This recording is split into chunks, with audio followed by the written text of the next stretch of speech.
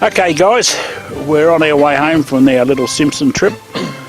The four of us have left Farina on the 11th, drove all the way up through Kidman's property, across into Mount Dare, across into the Rig Road, down around the bottom end of the Simpson, all the way back up through Popple Corner, across the Birdsville, and then the next day we turned around and came back across Birdsville, the Simpson Desert from Birdsville. We went across the French line the second time on the way back, and I can tell you now, from a lot of years of outback driving and outback roads, the rabbit damage on that road is horrific, and it's continuously up and down bumpity bump stuff that you do at about 4 or 5 kilometres an hour, and it is pretty tough. The Rig Road was very good, but we finally got back across, and this is the 29th of June, 29th of June, and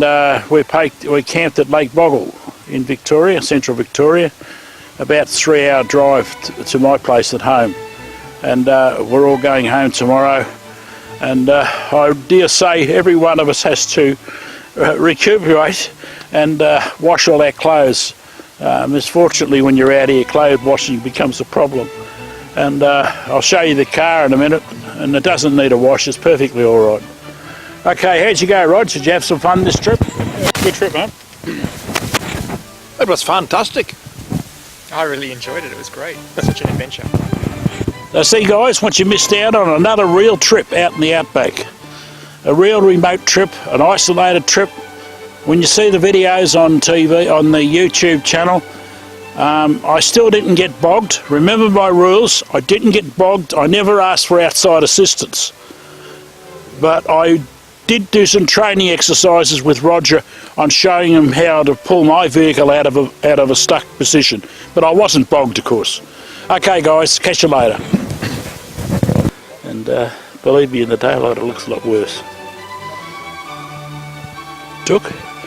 And it's not too bad, but we have been through a bit of water, a bit of rain since on the way home.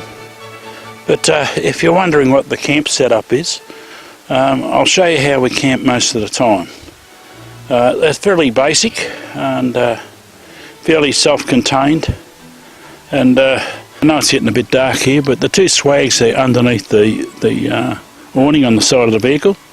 That's where the guys sleep every night, just out of the frost. And they live in the back of the vehicle. The fridge and so forth and all that is in the back there. And it's very basic, very, very basic. But easy to set up in a hurry, easy to pull down in a hurry, and a great trip. The fridge and the gas stove swings out in the suicide door in the truck there. And we virtually live off the gas stove in there or cook on the open fire. And that's all you need to go. You don't need all this whiz-bang technology and all this whiz-bang rubbish to take with you. The basic stuff is the best.